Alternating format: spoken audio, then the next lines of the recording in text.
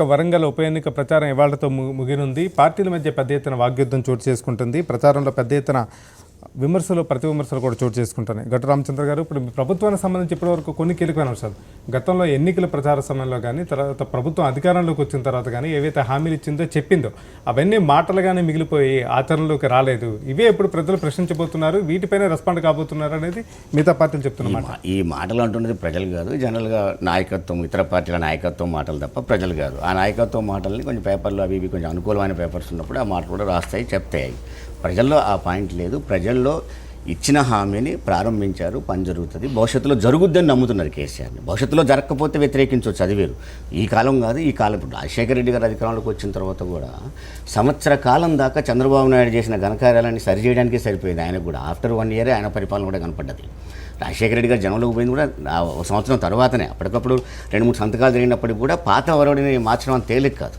నేను అనేది ఏంటంటే, ఇక్కడ వీళ్ళు ముగ్గురు మాట్లాడింది కానీ అక్కడ మాట్లాడేది కానీ అర్థమవుతుంది ఏంటి, మేము టీఆర్ఎస్కు ప్రత్యామ్నాయం మేమే అని చెప్పడానికి ట్రై చేస్తున్నారు. అంటే అక్కడ వ్యతిరేకత వస్తుంది, ఆ వ్యతిరేకమైన ఓటు మాకే వస్తుంది అనే ప్రయత్నం చేస్తూ ఉన్నారు. ఇక్కడ నేను అనేది ఏంటంటే, నేను మొదటి చెప్తుంది, టోటల్ పాజిటివ్ ఓటు ప్రజల్లో ఉంటుంది. మీరు అనుకున్నంత తొందర ప్రజలకు లేదు. ఇలా అర్జెంటుగా టీఆర్ఎస్ వెళ్ళిపోవాలి, మేము ఏదో గెలవాలి, ఈ ఆతురత ప్రజలకు ఉండదు. మరి పరిపాలన సాగించారు, ఆయన మాటను నమ్ముతున్నారు. కొన్నాళ్ళు ఈ పథకాలన్నీ ఫెయిల్ అవుతాయని మీరు అనుకున్నట్టే, ఆశపడ్డట్టే ఫెయిల్ అయితే ఆ రోజు వ్యతిరేకత వచ్చి ఉండొచ్చు. నేను అనే పాయింట్ ఏంటంటే, ఇలా పార్లమెంట్ ఎన్నిక జరుగుతుంది, లోక్సభ అంటారు దాన్ని. లోక్సభ ఎన్నిక జరుగుతూ ఉంటే జాతీయ రాజకీయాల చర్చ అసలు లేకుండా మొత్తం కేసీఆర్ చుట్టే తిప్పాలని ప్రయత్నం చేస్తున్నప్పుడే జాతీయ పార్టీల బలహీనత బయటపడతా ఉన్నది. అక్కడ మేము బీజేపీ కేంద్రంలో అధికారంలోకి వచ్చాం, కాంగ్రెస్కి భిన్నంగా వచ్చాం, మేము పని చేస్తాం, మా లోక్సభను గెలిపించండి, మాకు ఇంకో మెంబర్ పెరుగుతాడు అక్కడ అని చెప్పాలి వీళ్ళు. కానీ అక్కడ ఏమాత్రం బీజేపీ చేసిన పనులు చెప్పుకునే పరిస్థితి లేదు, ఇక్కడ కాంగ్రెస్ బీజేపీని విమర్శించే పరిస్థితి లేదు. అందరు కలిసి ఏమవుతుందంటే వన్ సైడ్గా ఎన్నికపోతుంది కాబట్టి టీఆర్ఎస్కి దీన్ని మనం బదనాం చేయడం ద్వారా 4 ఓట్లు సంపాదిద్దామనే ప్రయత్నమే తప్ప ఇది జాతీయ రాజకీయాలకు ఒక లోక్సభ ఎన్నిక జరుగుతుందనే పాయింట్ని అక్కడ చర్చ జరగట్లేదు. నేను అడుగుతున్నాను బీజేపీని, 2,85,000 కోట్ల రూపాయలు కాంగ్రెస్ సబ్సిడీ ఇస్తే ఇండస్ట్రీస్కి, దాన్ని ఏమైనా మార్చి మీరు తగ్గించారా అని నేను అడుగుతా ఉన్నాను.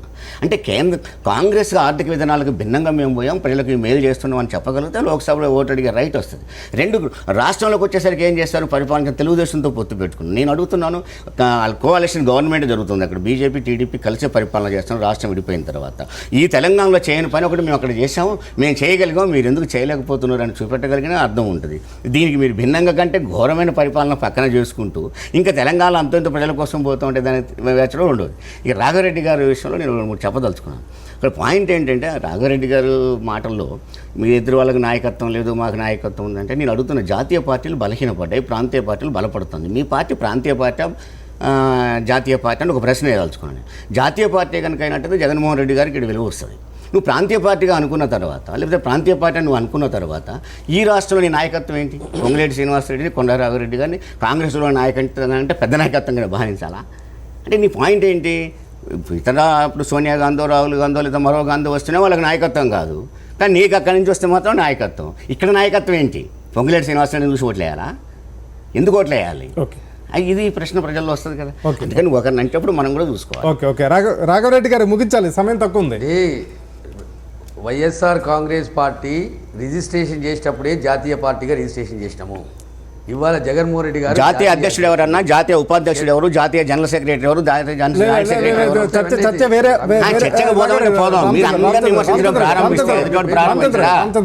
పొంగులేటి శ్రీనివాసరెడ్డి చూసి ఓట్లేయాలా? పొంగులేటి శ్రీనివాసరెడ్డి నాయకత్వం ఎవరికి నాయకుడు ఎవరు మీకు? రాఘవరెడ్డి గారు చర్చ ప్రాంతీయ పార్టీయా జాతీయ పార్టీ అనే అంశం మీదకి మళ్లించొద్దు. అసలు ఈ రోజు ప్రచారం ముగిసిపోతున్న సందర్భంగా చివరి దశలో మీరు చెప్పుకున్న అంశాలు ఏమన్నా? శ్రీహరి గారు చెప్పండి. మీరు మనం ఇక్కడ మాట్లాడుకుంటాం కాదు, జాతీయ విషయంలో మాట్లాడలేదు. పార్లమెంటు ఎందుకు వచ్చింది? పార్లమెంటు ఒక దళితుడిని బర్తరఫ్ చేసి నీకు చెంచాగిరి చేసేటటువంటి వ్యక్తిని జోలో పెట్టుకోవడానికి మంత్రి పదవి ఇచ్చి ఇలా ప్రజల మీద దొక్కుతుంటే ఇది జరుగుతుంది ఎన్నిక. రాఘవరెడ్డి అన్న రాఘవరెడ్డి గారు జగన్మోహన్ రెడ్డి గారిని అనాలని అనిపించడం చెప్పలేను, కానీ ఎమ్మటి జగన్మోహన్ రెడ్డి గారి కష్టాల్లో ఉన్నప్పుడు మోసిన వాళ్ళందరినీ వెళ్ళగొట్టి అడుగుతున్నాను.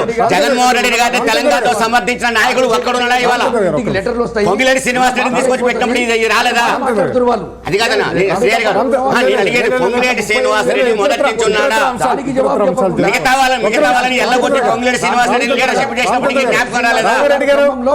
మా గుండెలు పగులుతున్నాయి ఇక్కడ. మేము మోసాం, భుజాల మీద మోసాం. మాకు పగులుతుంది ఇక్కడ, హృదయాలు పగులుతున్నాయి. అందుకని ఇవన్నీ చెప్పడం ప్రారంభించడం, నేను అనడం ప్రారంభించాను.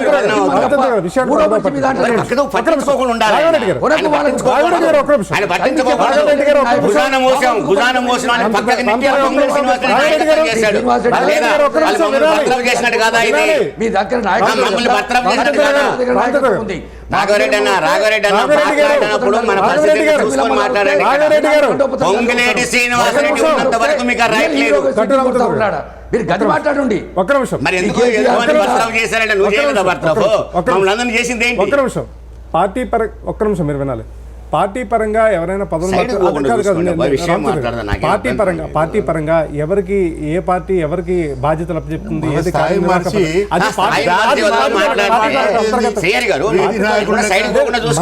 వరంగల్ ఉప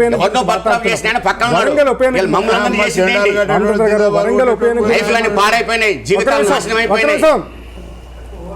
ఎంత సార్ చెప్పండి.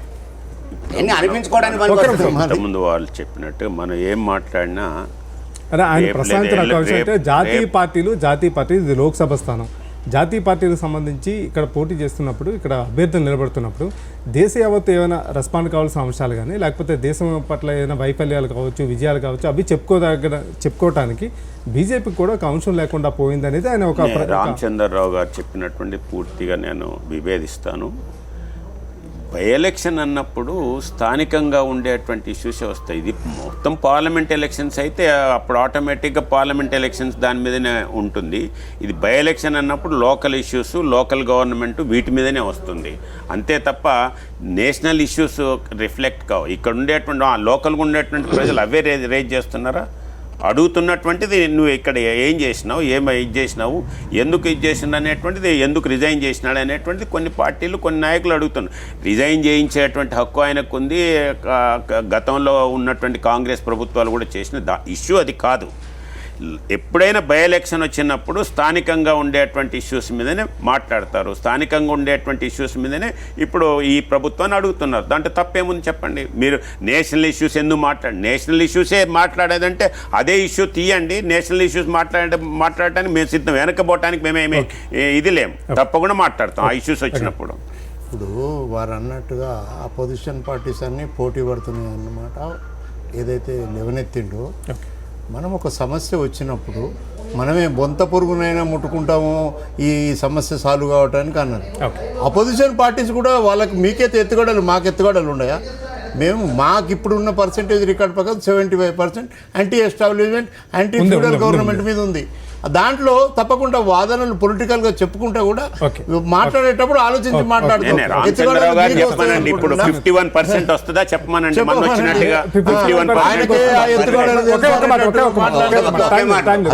తప్పకుండా సిద్ధాంతాలు వేరైనా సమస్య పైన అందరం ఒకటి కావాల్సిన అంటే మేము ఒకటి కాలేము, ఇద్దరం ఏంటంటే మోడీ గెలిచినాక స్థానిక సంస్థలు రాహుల్ గాంధీ రామచంద్రరావు గారికి ధన్యవాదాలు. రేపు హెడ్లైన్స్ లో మళ్ళీ కలుసుకుందాం. Signing off Srihari. తదుపరి తాజా వార్తలతో బులెటిన్ ప్రసారం అవుతుంది.